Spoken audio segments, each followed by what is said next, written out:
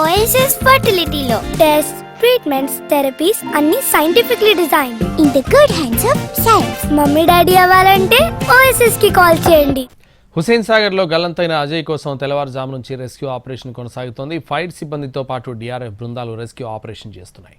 అతి కష్టంపై మంటలు అదుపులోకి తీసుకొచ్చామన్నారు. ఘటన జరిగిన ప్రాంతంలో 50 నుంచి 60 అడుగుల లోతుందని, కింది భాగంలో బురద ఉండడం వల్ల మృతదేహం పైకి తేలడానికి సమయం పడుతుందని అంటున్న డిఎఫ్ఓ వెంకన్నతో మా ప్రతినిధి Kiran face to face.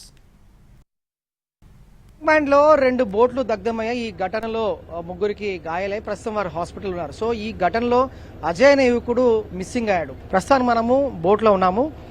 DRF అలాగే ఇటు ఫైర్ అలాగే లా అండ్ ఆర్డర్ పోలీసులు సంయుక్తంగా ఏర్పడి టూరిజం శాఖ అధికారులతో 4 బృందాలుగా ఏర్పడి ట్యాంక్ బ్యాండ్ లో అజయ్కి సంబంధించి ఆయన మిస్సింగ్ అంటే ఆచూకీ లభ్యం కాలేదు కాబట్టి అతను ట్యాంక్ బండ్ నీటిలో పడిపోయాడు అన్న కోణంలో కూడా ప్రస్తుతం అయితే అతని ఆచూకీ కోసం గాలిస్తా ఉన్నారు.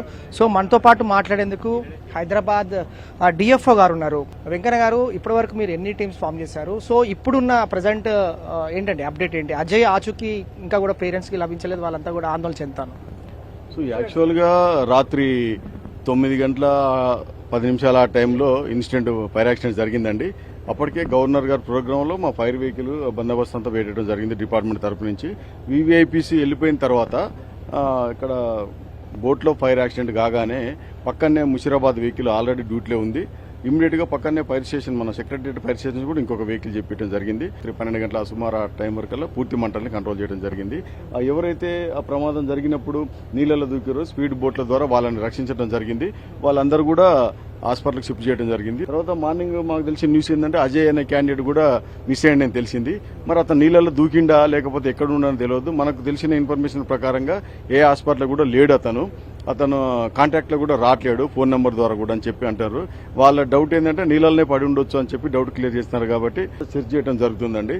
అందులో లైఫ్ బాయ్లు, లైఫ్ జాకెట్లు, రోప్స్, తర్వాత మా దగ్గర పాతాల కాంట అని ఉంటుంది. దాన్ని పెట్టి వాటర్లో మొత్తం చెక్ చేయడం జరుగుతుంది మార్నింగ్ నుంచి. ఇక్కడ మా ఏడేప గారు జీవి ప్రసాద్ అండ్ మైసెల్ఫ్ ఇద్దరం కూడా ఇక్కడ ఉండి మానిటర్ అన్ని చేస్తా ఉన్నామండి. అది అక్కడ డెప్త్ బాగున్నది. అక్కడ ఆ ప్రాంతం మీరు చూసిండ్రు, దాదాపు 50 నుంచి 60 ఫీట్ అంత డెప్త్ ఉంటుంది కాబట్టి లోపల మడ్డు కూడా బాగా కొంచెం థిక్నెస్గా ఉంటుంది కాబట్టి లోపల కనుక కూరుకొని ఉంటే బయటికి రావడం కష్టం. ఒకవేళ పడి ఉంటే మాత్రం బాడీ డీకంపోజ్ అయిన తర్వాత 24 అవర్స్ తర్వాత పైకి తేలే అవకాశం ఉంటుంది. ఈ లోపు మన ప్రయత్నం అయితే మనం చేస్తూనే ఉన్నాం. ఖచ్చితంగా చర్చ ఆపరేషన్ అయితే కొనసాగిస్తూనే ఉంటాం. ముగ్గురు స్నేహితులతో ప్రయాణిస్తున్న అజయ్ ఉన్నాడు. ప్రస్తుతం అజయ్ గల్లంతయ్యాడు. అతను ట్యాంక్ బండ్ నీటిలో దూకాడా లేకుంటే ప్రమాదవశాత్తు అందులో పడిపోయాడా లేదంటే అతను ఎక్కడున్నాడు? అతని మొబైల్ ఫోన్ స్విచ్ ఆఫ్ వస్తుంది. సో అతని ఆచూకీ కోసం అయితే తీవ్రంగా గాలిస్తా ఉన్నారు. సెర్చ్ ఆపరేషన్స్ అయితే ఇంకా కొనసాగుతూనే ఉంది. పోలీసులు కూడా మిస్సింగ్ కేసు నమోదు చేసుకుని దర్యాప్తు కొనసాగిస్తున్నారు. సో ఇది లేటెస్ట్ అప్డేట్.